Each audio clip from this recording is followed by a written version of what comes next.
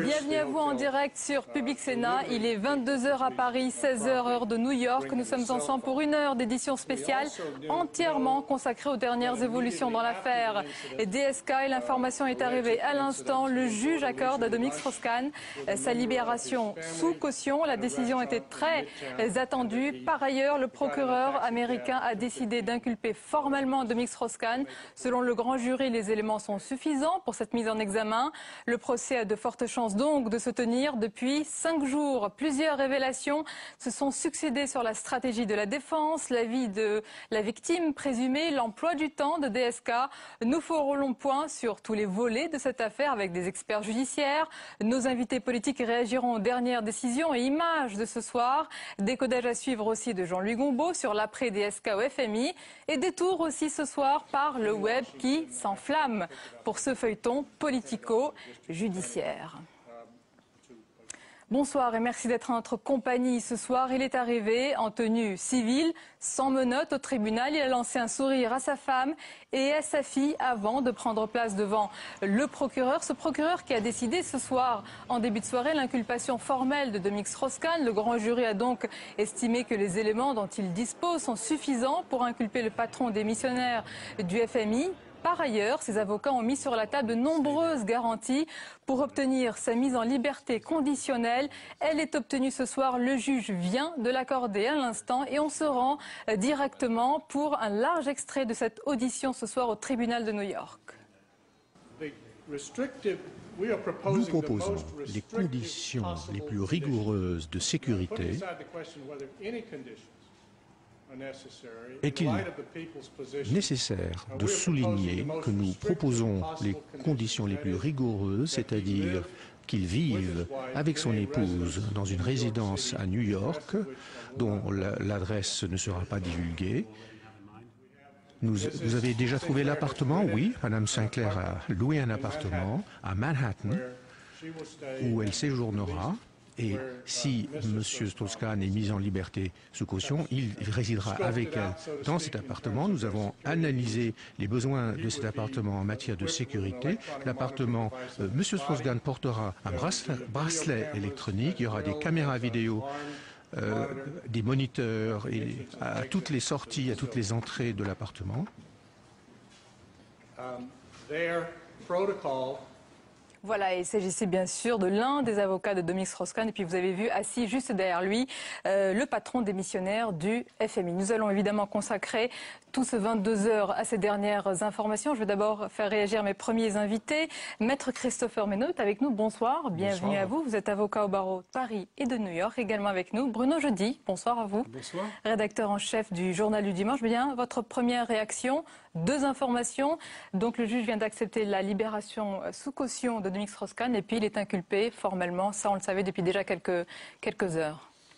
Pour Dominique Strauss-Kahn, c'était la décision espérée. Et finalement, l'inculpation d'un côté était d'évidence sans doute confirmée. Et de ce point de vue-là, il n'y a pas vraiment de surprise. L'autre suspense, en fait, c'était sur la libération ou pas. La défense avait mis le paquet pour à la fois sur l'argent, sur les conditions, pour éviter justement contrer l'argumentaire de la possible fuite du prévenu Strauss-Kahn.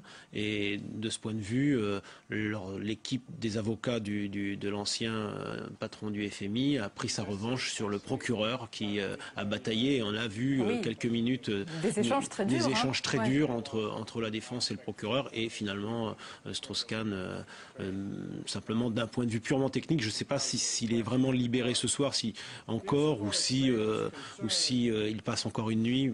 Oui, justement, techniquement, Maître Menault, parce qu'on avait évoqué en fait la mise en place de ce système de bracelet électronique qui peut prendre quelques heures, peut-être quelques jours. Comment ça va se passer à présent? Il y a des détails techniques à mettre en place et notamment le placement du bracelet, le fait que Mme Sinclair a offert la maison à Washington comme caution. Il y a plein de choses qui doivent être mises en route. Donc, qu'il soit libéré ce soir ou demain, en tout cas d'ici 24 heures, il sera un homme conditionnellement libre. Dans tous les cas, il le doit vraiment, je pense, à la présence de sa femme, parce que ça, c'était la première surprise de la soirée, la présence de sa femme et de sa fille.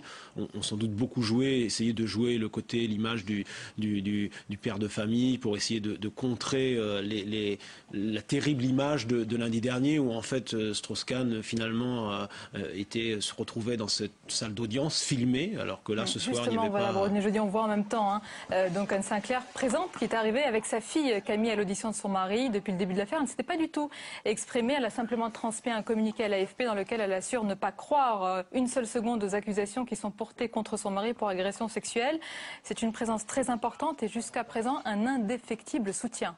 Et oui, elle l'a encore prouvé ce soir. C'est même un soutien essentiel, puisqu'elle offre la caution, elle donne toutes les garanties possibles. Il faut savoir aussi, il faut rappeler à nos téléspectateurs que Mme Sinclair est née à New York, qu'elle offre toutes les garanties possibles à ce que Dominique Strauss-Kahn reste à New York, la caution. Voilà. Et la caution est fixée à présent à $1 million avec un dépôt de garantie de 5 millions. Voilà, donc ça représente grosso modo la valeur de la maison de Washington. Donc c'est vraiment, pour le coup, grâce à elle, ce soir sans doute qu'il est libéré.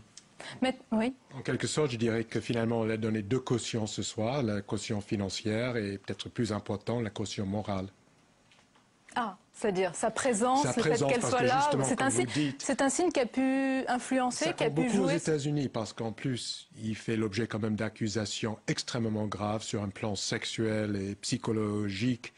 Et la présence de sa femme et d'une de ses filles montre et rappelle aux Américains, aux juges, aux procureurs et au grand public à New York que c'est quand même un homme de famille qui a construit une vie de famille, qui est peut-être tombé dans des difficultés. On va voir si ces difficultés sont vraies ou imaginées. Mais en tout cas, la présence de sa femme à côté est très importante pour un public américain. Bruno Jeudi, je reviens sur le visage et l'attitude de Dominique Strauss-Kahn lors de son incarcération.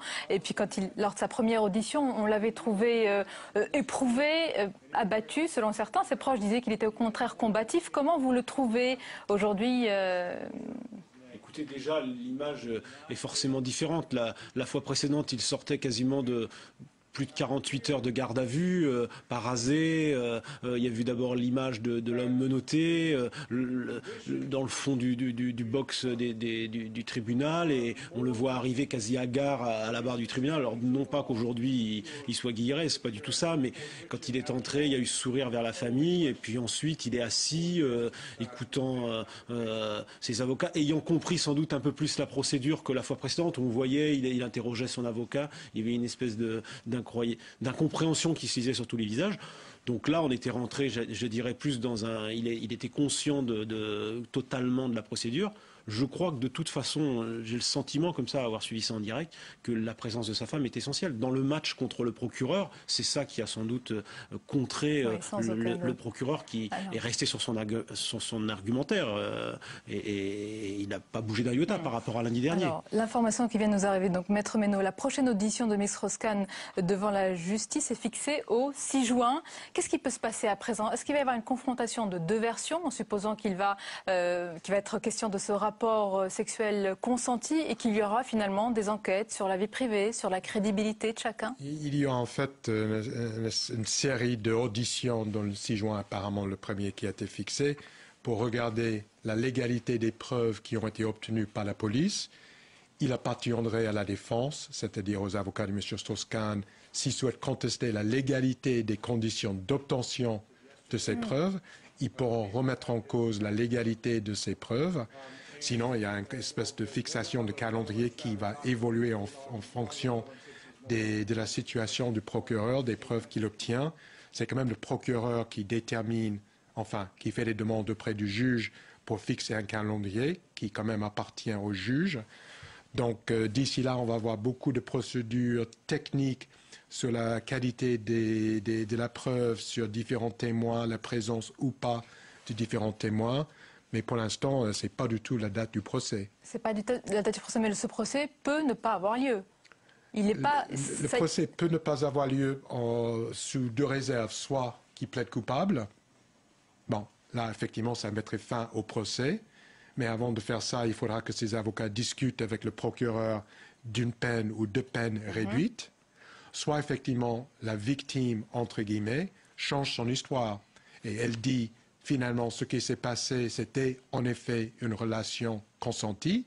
Et moi, j'ai pété les plombs, ou moi, j'ai inventé ou halluciné. Et dans ce cas-là, le dossier du procureur va s'effondrer comme ça et il n'y aura plus lieu d'avoir un procès pénal. Très bien. Alors Bruno Jeudi, toute la classe politique française, on sans doute doit regarder ou a regardé ces images. De manière générale, comment s'est-elle comportée, selon vous, et comment va-t-elle se comporter? Est-ce que c'est entre la prudence et la décence? J'exclus Marine Le Pen qui a une position très différente. Globalement, la réaction de la classe politique, j'allais dire presque droite et gauche confondues pour des raisons différentes, c'est abrité derrière la présomption d'innocence. Elle a été respectée globalement et même dans les premiers jours à gauche, il y avait même il y a eu un début de polémique et un malaise par rapport au fait que Dominique Strauss-Kahn était, j'allais dire, totalement blanchi et on parlait même plus, on avait oublié qu'il y avait une victime dans cette affaire et il y a eu des propos qui étaient même, à mon avis, totalement déplacés, voire choquants pour certains. Donc il y a eu cette présomption d'innocence et sans doute que les socialistes sont même allés plus loin parce que de sidérer dans un premier temps, ensuite ils n'ont pas voulu voir les choses en face. Et on a bien vu que toute la semaine, ensuite, Martine Aubry a essayé de jouer le délai de décence, attendons de voir. On peut estimer que ce soir, Dominique Strauss-Kahn étant formellement inculpé, ses chances de représenter le Parti socialiste à la présidentielle sont maintenant totalement anéanties, puisque le calendrier judiciaire américain va difficilement être compatible avec le calendrier politique du Parti socialiste. On va voir la réaction d'une socialiste, c'est la vice-présidente socialiste du Sénat, Catherine Tasca. Bonsoir, merci d'être avec nous en direct. Oui, bonsoir Sonia. D'abord, je voudrais avoir votre réaction sur cette décision importante de libération sous caution et puis sur l'inculpation formelle ce soir de Dominique Strauss-Kahn. La libération, je m'en réjouis parce que nous assistons depuis une semaine à ce qui est très certainement pour Dominique Strauss-Kahn un véritable chemin de croix et donc personnellement je me réjouis qu'il puisse retrouver une certaine forme de dignité, d'autant que ce matin encore je voyais diffuser des images vraiment très dégradantes. Ceci étant, cette libération, ça n'est qu'une étape puisque comme vous le dites, il est formellement inculpé. La libération va lui permettre, je pense, d'organiser sa défense et je lui souhaite de réussir cette défense, mais il n'est certainement pas au bout du parcours. Ce n'est qu'une étape. Nous venons de le découvrir toute cette semaine. La justice américaine a ses méthodes, a sa façon de travailler et donc il n'est pas sorti d'affaire, si j'ose dire. Il n'est pas sorti d'affaire, donc là c'est l'homme qui va devoir s'en sortir. Pour le politique de Dominique Strauss-Kahn, Bruno Jeudi vient de dire que ce calendrier judiciaire dont vous évoquez, eh bien la longueur, les aléas, est difficilement compatible avec le calendrier des primaires socialistes. C'est acté selon vous ou c'est déjà du passé peut-être? Non, je pense qu'en effet, tout ceci est très, très difficilement compatible avec le calendrier tel qu'il est établi. Mais je pense surtout que un homme qui se trouve dans cette situation est un homme blessé très, très profondément et je dirais plus encore si finalement il est déclaré coupable que s'il est déclaré non coupable. Donc je ne vois pas du tout comment il pourrait maintenant rejoindre le calendrier des primaires et retrouver sa place dans notre projet politique. C'est clair. Merci beaucoup Catherine Tasca pour votre réaction ce soir en direct. Maître Ménaud, justement sur ce calendrier, sur le timing. Dès qu'il a été incarcéré, on a dit que ça pouvait être très long. On a parlé de semaines, de mois. Est-ce que ça peut être différent? Est-ce que finalement, s'il y a une confrontation, eh bien, s'il y a une manifestation de la vérité plus rapidement, ça peut aller très vite? Oui, le système américain est très pragmatique. Et pour une affaire de cette notoriété et de cette importance, qui finalement, c'est une affaire planétaire, c'est pas une affaire new-yorkaise. Effectivement, on peut avoir de très fortes raisons. D'ailleurs, le procureur, qui peu à peu peut se trouver gêné par cette affaire, parce qu'on a vu ce soir, il insistait sur la remise en détention provisoire de M. Strauss-Kahn contre toute logique et il a perdu. Donc lui aussi devra réfléchir à sa stratégie, quitte à la modifier en fonction de l'évolution du dossier dans les semaines à venir. Donc le calendrier va être très très souple et risque d'être modifié au fur et à mesure de l'évolution. Alors, on va poursuivre notre édition spéciale et à commenter tout cela avec vous, évidemment, Bruno Jeudi et Maître Meynaud. On va quand même regarder un autre extrait de cette audition. Vous allez voir, c'est un échange particulièrement vif, pour pas dire virulent, entre les avocats et le procureur concernant les conditions de libération de Dominique Strauss-Kahn. On regarde cela ensemble. En ce qui concerne la surveillance de la résidence, je vais lire ce document plus attentivement plus tard. Vous avez parlé de mettre en place un système de surveillance électronique et par ailleurs d'avoir des gardes qui vont accompagner l'accusé. Qu'est-ce qui se passe lorsque l'accusé quitte l'appartement pour une raison ou une autre ou pour aller au procès? Ils l'accompagnent, les gardes l'accompagnent quand il sort de sa résidence surveillée. Il faut que les choses soient claires. En plus du bracelet électronique et la vidéo, il y a un garde armé qui est là en permanence, 24 heures sur 24, et qui accompagne l'accusé. Et cette personne, en vertu de votre accord, accompagnerait l'accusé à chaque fois qu'il quitte la résidence surveillée pour aller au tribunal, par exemple, ou pour d'autres raisons. Voilà, précisément, c'était un échange entre le juge et les avocats. Bruno, on avait vu un sondage assez particulier. Enfin, certains ont été surpris de la réaction des sondés, des Français, pour qui 57% d'entre eux pensaient qu'il s'agissait d'un complot. Est-ce que cela va influencer la campagne présidentielle? Quand même, ce qui se passe, c'est un tsunami politique. Est-ce que ça va être une campagne de défiance? Je pense surtout que même si ce sondage auquel vous faites allusion était assez surprenant par son résultat, encore que depuis le 11 septembre, les thèses conspirationnistes ont beaucoup prospéré dans notre pays et aussi ailleurs, les Français vont être de plus en plus partagés sur le côté c'est vrai, c'est pas vrai. Donc ça aura immanquablement sans doute des conséquences sur la présidentielle. Mais dans un premier temps, et ça va être l'urgence, les socialistes vont devoir se désigner un nouveau champion. Oui. Et ça va pas être simple parce que je pense Martine Aubry va devoir gérer va devoir tourner la page DSK. On voit qu'elle a commencé à le faire. Elle fait ça à son rythme, avec sa méthode, essayant de rassembler un peu le plus de personnes possible derrière elle.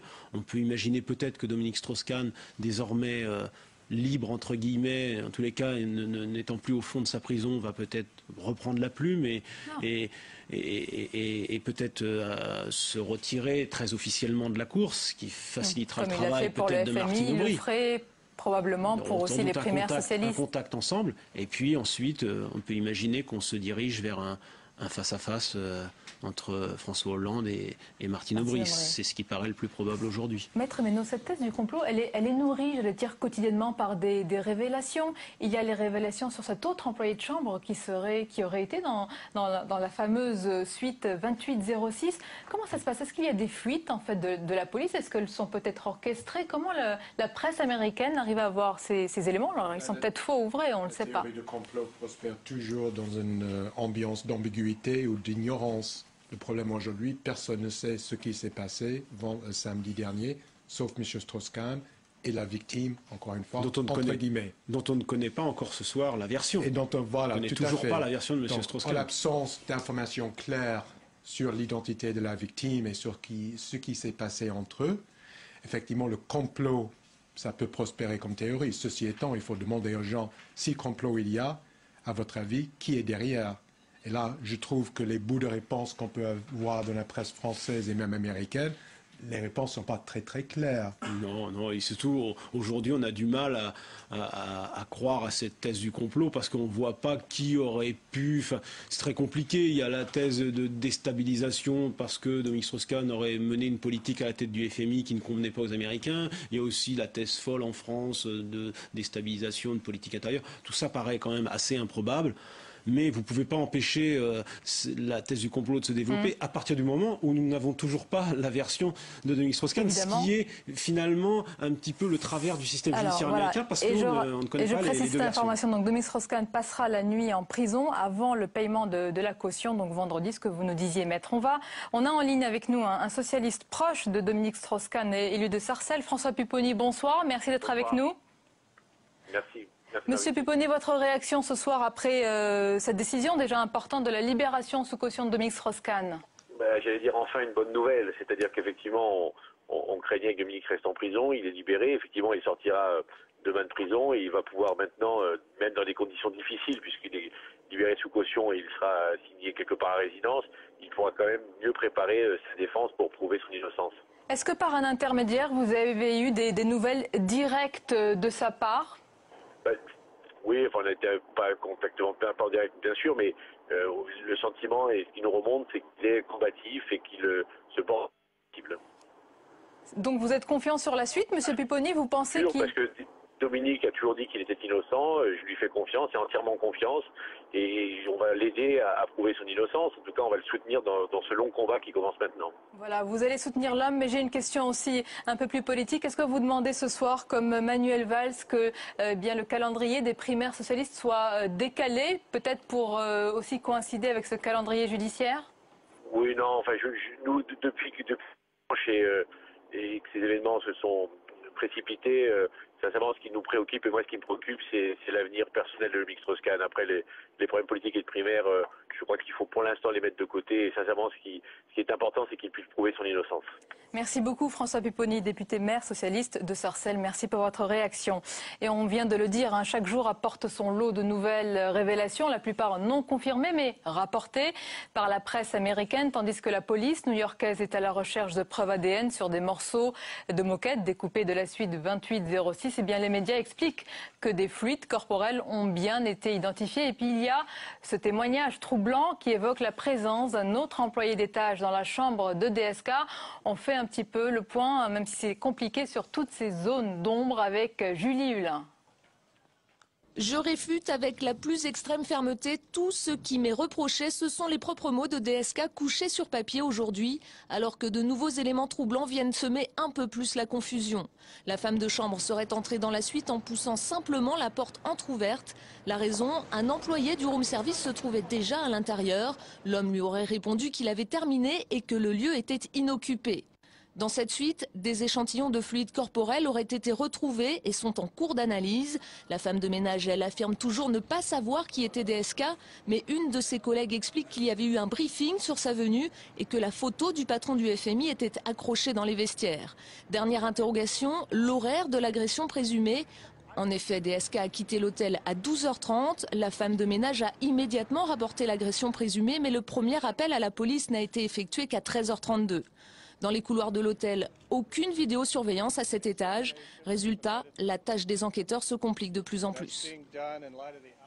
Voilà pour ce rappel des faits. Bruno, je reviens avec vous sur les conséquences sur la scène politique française. Vous avez dit tout à l'heure qu'il y aura probablement un match entre Martine Aubry et François Hollande. Pourtant, certains évoquent sous couvert la candidature surprise peut-être d'un troisième homme. C'est Laurent Fabius. Est-ce qu'il faut l'exclure complètement selon vous ? Je ne l'exclurai pas complètement. Je pense qu'elle est compliquée parce que Laurent Fabius, évidemment, est un présidentiable en puissance. Il en rêve depuis longtemps. Il a lui-même été candidat aux primaires en 2006. Et on voit en même temps le sondage avec ces... Voilà. Et au fond, il y a deux éléments qui plaident pas vraiment pour cette solution-là. D'abord, il y a le fait que c'est vrai qu'il y avait un pacte entre Martine Aubry, Dominique Strauss-Kahn et Laurent Fabius. Et Laurent Fabius a toujours dit que si Dominique Strauss-Kahn y allait, il se retirait et le soutiendrait. Ce qu'il faisait déjà, d'ailleurs, depuis plusieurs mois. Dominique Strauss-Kahn empêché, Laurent Fabius y pense immanquablement. La difficulté qui s'ajoute maintenant à lui, c'est que les sondages ne plaident pas du tout en sa faveur et on voit qu'il est très très loin et que au fond les Français ne le voient pas. Ne pensent pas à lui, même s'il y pense. Il y pense, donc ça me paraît difficile. Même chose pour Bertrand Delanoë, au fond, qui a toujours dit que si Dominique Strauss-Kahn n'était pas en position, il pourrait y aller.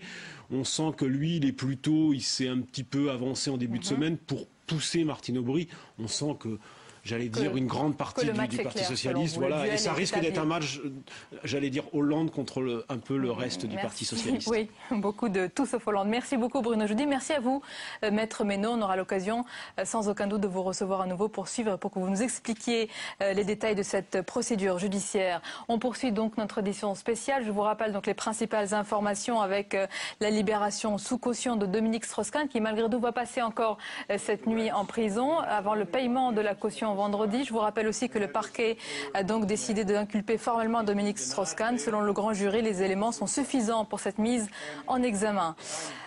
Et puis il y a eu ce matin la démission de Dominique Strauss-Kahn de son poste du FMI. Il l'a signifié dans une lettre. Sa succession est désormais ouverte. Bruxelles souhaite ardemment un successeur européen, une position défendue par l'Allemagne, poids lourd économique du continent. Et beaucoup de noms circulent, dont celui de la ministre française de l'économie, Christine Lagarde. On voit tout cela avec Alexandra Colino.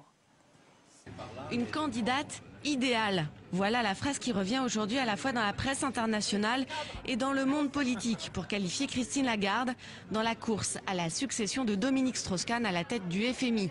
Appréciée des milieux financiers et parlant parfaitement anglais, la ministre française des Finances présente de nombreux atouts et de nombreux soutiens malgré la menace d'une enquête judiciaire dans l'affaire Tapie. Mais pour l'instant, pas de candidature officielle. Et toute candidature, quelle qu'elle soit, elle devra émaner des Européens qui se rassemblent tous ensemble. Car la direction du FMI est chasse gardée de l'Europe depuis 1945. L'Union européenne se met donc en ordre de bataille pour rester à la tête de l'institution, à commencer par Angela Merkel. Je pense que nous devrions proposer un candidat européen. Bien sûr, il y a des discussions à ce sujet. Je ne mentionnerai aucun nom, mais nous aborderons le sujet au sein de l'Union européenne. Le nom de Jean-Claude Trichet, le président de la Banque centrale européenne, et dont le mandat s'achève au mois d'octobre, est également avancé. Mais les pays émergents veulent aussi leur part du gâteau. La Chine, l'Inde, l'Afrique du Sud, Singapour et la Turquie avancent leurs pions. Au sein du FMI, le nom du Turc Kemal Derviş, ancien administrateur du Programme des Nations Unies pour le développement, est beaucoup cité. L'élection du nouveau président du FMI devrait se faire d'ici 1 à 3 mois. Les États-Unis, qui ont un droit de veto, auront un poids déterminant dans cette élection. Voilà, suite de notre édition spéciale. Je vous présente nos invités. Notre chroniqueur est avec nous, Jean-Louis Gombaud, bonsoir. Bonsoir, avec nous également notre collègue spécialiste du web, Caroline Deschamps, bonsoir. Bienvenue à vous. Et Pascal Froissart, bonsoir. Bonsoir. Vous êtes maître de conférences en sciences de l'information et de la communication à l'Université de Paris 8 et l'auteur de ce livre qui a beaucoup fait parler, La Rumeur. On va en parler dans un instant et de cette actualité, bien sûr. Alors, Jean-Louis Gombaud, je vais préciser la réaction de l'Élysée de Nicolas Sarkozy qui affirme que l'Union européenne est en mesure de présenter une candidature de très grande qualité pour remplacer Dominique Strauss-Kahn. Ça a été dit il y a quelques instants. Le communiqué ne cite aucun nom, mais selon l'Élysée, le président souhaite que le prochain directeur général du FMI soit choisi par son conseil d'administration à la suite d'un processus ouvert et transparent. Quelles sont donc les chances de Christine Lagarde? Alors Christine Lagarde, comme chacun peut le constater, c'est une femme compétente, européenne et française. Le fait qu'elle soit une femme va jouer en sa faveur. Compte tenu de tout ce qui se passe, le Fonds monétaire international peut trouver important pour lui que, vu les fautes, en tout cas les soupçons qui pèsent sur son directeur général, il y a une sorte il faut se racheter d'une insulte qui a été faite aux femmes. Et je pense que le fait que ce soit une femme peut l'aider beaucoup. C'est une femme compétente, donc je n'insiste pas. Elle a géré la crise bancaire en Europe de manière qui est qualifiée généralement de remarquable. Elle est européenne, effectivement, et jusqu'à présent, tous les directeurs généraux du Fonds monétaire international ont été européen et on a besoin de quelqu'un parce qu'aujourd'hui la crise, elle est d'abord européenne, la crise financière, la crise de la dette souveraine européenne, quelqu'un qui soit opérationnel tout de suite. Et puis c'est une Française et là, ça va peut-être pas jouer en sa faveur, tout simplement parce que le Fonds monétaire international a été très généreux avec les Français. Ça serait le 5e directeur général du Fonds monétaire international depuis 1946. C'est beaucoup. De très nombreux pays européens n'ont jamais pu accéder à cette responsabilité. Et puis, il y a quand même un problème qui est posé qu'aujourd'hui, elle est sous la coupe d'une enquête possible de la Cour de justice de la République sur l'affaire Tapie. Cette affaire n'est pas encore véritablement réglée et là aussi, ça peut aussi jouer en sa défaveur. Elle peut se prendre l'épée dans le tapis, mais enfin pas de jeu de mots ce soir. Alors Jean-Louis, on va poursuivre notre chronique. On va se rendre d'abord à New York. En ligne avec nous notre confrère de France 24, Emmanuel Saint-Martin. Bonsoir. Bonsoir. Donc vous avez eu comme nous les différentes décisions ce soir de la libération sous caution de Dominique Strauss-Kahn et de son inculpation. D'abord, quelle est l'ambiance sur place? Est-ce que vous avez vu sortir sa famille? Comment ont-ils réagi? Oui, on a vu sortir la famille, c'est-à-dire Anne Sinclair et la fille de Dominique Strauss-Kahn, Camille Strauss-Kahn, qui sont partis, qui ont attendu que la salle se vide et qui sont partis à l'écart des journalistes protégés par les gardes du corps, qui sont d'ailleurs les gardes du corps de la même société que celle que Dominique Strauss-Kahn lui-même va désormais devoir payer avec son propre argent pour des gardiens qui seront chargés de le surveiller et de s'assurer qu'il ne s'échappe pas de la résidence surveillée, donc à laquelle le juge l'a assigné pour, en tout cas jusqu'au procès, dont on a appris la date aussi aujourd'hui, le 8 septembre prochain. Et Emmanuel Saint-Martin, au moment où on se parle, on apprend que Dominique Strauss-Kahn sera formellement inculpé pour les 7 chefs d'accusation. Est-ce que vous en savez un peu plus sur la stratégie de la défense, sur la ligne qui sera défendue par ses avocats? Assez peu, très peu à filtrer jusqu'à maintenant, même si on sait que les avocats ont commencé à indiquer qu'ils allaient sans doute s'orienter vers le fait de plaider une relation qui était consentie et non pas un viol, évidemment. Jusque-là, ils se sont bien gardés de dévoiler leurs cartes. Le système américain fait que c'est à l'accusation, d'ailleurs, d'abord, le procureur de l'État de New York, en l'occurrence, de prouver autant que possible les faits qui se sont passés. Et c'est ensuite à la défense, petit à petit, morceau par morceau, j'allais dire, élément par élément, de démonter cette accusation. C'est ce qui va se passer à partir de maintenant. La défense, c'est de la stratégie avant tout. La défense n'a aucun intérêt à dévoiler son jeu jusqu'à maintenant, d'autant plus dans des affaires de violence sexuelle où, évidemment, on le sait bien, il s'agit la plupart du temps de parole contre parole, même si là, il faut le souligner, le procureur dit disposer d'éléments matériels, d'observation médicale et sans doute d'ADN, même si on n'en connaît pas encore, d'analyse d'ADN, même si on n'en connaît pas encore les résultats, ça viendra dans quelques jours probablement. Une dernière question, Emmanuel Saint-Martin. On sait maintenant que Dominique Strauss-Kahn va passer une nouvelle nuit en prison avant le paiement de la caution. Il va donc la sortir dans 24 heures. Est-ce qu'on sait déjà s'il va résider dans la résidence de sa femme, de sa fille? Je sais qu'il y a beaucoup de journalistes évidemment devant le tribunal qui probablement vont le suivre à cette sortie. Ah, ça, oui, c'est une chose certaine. Le cirque médiatique n'est pas prêt de s'arrêter ici à Manhattan et on va observer dans le quartier où Dominique Strauss-Kahn va aller habiter. Il y aura sans doute des voisins un peu malheureux et désolés, comme c'était le cas dans l'affaire Madoff il y a 2 ans. On se souvient que Bernard Madoff avait été placé en résidence surveillance pendant 3 mois. Ça n'avait pas plu, plus loin s'en faut, aux voisins du quartier très calme dans lequel il habitait. Et bien là, donc Dominique Strauss-Kahn va aller habiter dans un appartement qui va être loué, dont on ne connaît pas encore l'adresse, mais qui ne sera pas l'appartement de sa fille, pour la bonne raison que l'appartement de sa fille est en réalité dans une résidence universitaire de Columbia, et que évidemment on voit mal Dominique Strauss-Kahn placé en résidence surveillée dans une résidence universitaire. Donc ça sera ailleurs, très possiblement, nous dit-on, dans la peur ici.